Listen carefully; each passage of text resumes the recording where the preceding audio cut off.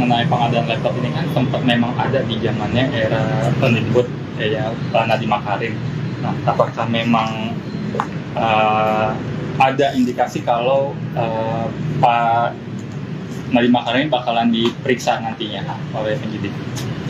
Kami kira kalau terkait pihak-pihak mana yang akan diperiksa dalam perkara ini, saya kira itu sangat tergantung dengan apakah itu menjadi kebutuhan penyidik ya untuk membuat terang dari tindak pidananya. Nah itu semua yang akan dikerjakan oleh penyidik. Misalnya pihak-pihak mana atau siapa-siapa yang patut dipanggil, diperiksa untuk apa? Untuk membuat terang ya.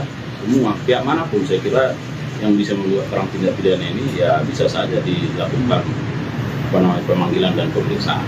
Tapi dalam konteks yang bersangkutan itu staf sus, berarti memungkinkan ya Pak untuk diperiksa arahannya dari siapa itu Pak soal dugaan pengadaan laptop itu? Ya tentu nanti akan itu juga menjadi substansi penyidikan ya, pemeriksaan ya. Jadi apa yang menjadi tugas-tugas yang bersangkutan, apa yang dia lakukan, apakah tugas-tugas itu dilakukan sendiri atau karena atas perintah, baik perintah jabatan atau perintah orang misalnya. Nah ini semua akan diungkap dalam proses penyidikan. Kedua staf sus menteri ini kan dia kan kalau secara logika staf sus ini cuma disuruh nama menterinya. Berarti sejauh ini ada keterlibatan nggak sih Pak terhadap Nadiem Makarim atas kasus pengadaan laptop ini?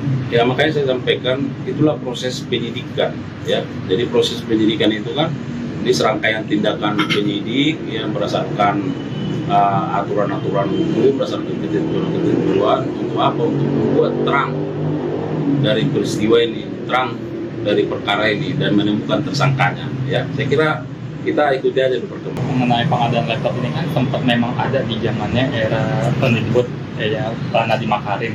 Nah, apakah memang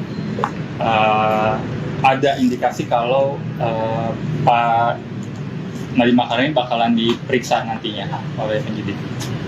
Kami kira kalau terkait pihak-pihak mana yang akan diperiksa dalam perkara ini, saya kira itu sangat tergantung dengan apakah itu menjadi kebutuhan penyidik ya untuk membuat terang dari tindak pidananya. Nah itu semua yang akan dikerjakan oleh penyidik. Misalnya pihak-pihak mana atau siapa-siapa yang patut dipanggil, diperiksa untuk apa? Untuk membuat terang ya. Semua pihak manapun saya kira yang bisa membuat terang tindak pidana ini ya bisa saja dilakukan pemanggilan dan pemeriksaan. Tapi dalam konteks yang bersangkutan itu staf sus, berarti memungkinkan ya Pak untuk diperiksa arahannya dari siapa itu Pak soal dugaan pengadaan laptop itu? Ya tentu nanti akan itu juga menjadi substansi penyidikan ya, pemeriksaan ya. Jadi apa yang menjadi tugas-tugas yang bersangkutan, apa yang dia lakukan, apakah tugas-tugas itu dilakukan sendiri atau karena atas perintah, baik perintah jabatan atau perintah orang misalnya. Nah ini semua akan diungkap dalam proses penyidikan. Kedua staf sus menteri ini kan dia kan kalau secara logika staf sus ini cuma disuruh nama menterinya.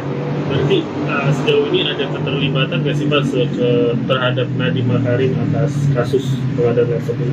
Ya makanya saya sampaikan itulah proses penyidikan ya. Jadi proses penyidikan itu kan ini serangkaian tindakan penyidik yang berdasarkan aturan-aturan hukum, berdasarkan ketentuan-ketentuan untuk apa? Untuk membuat terang dari peristiwa ini, terang dari perkara ini dan menemukan tersangkanya. Ya, saya kira kita ikuti aja perkembangannya.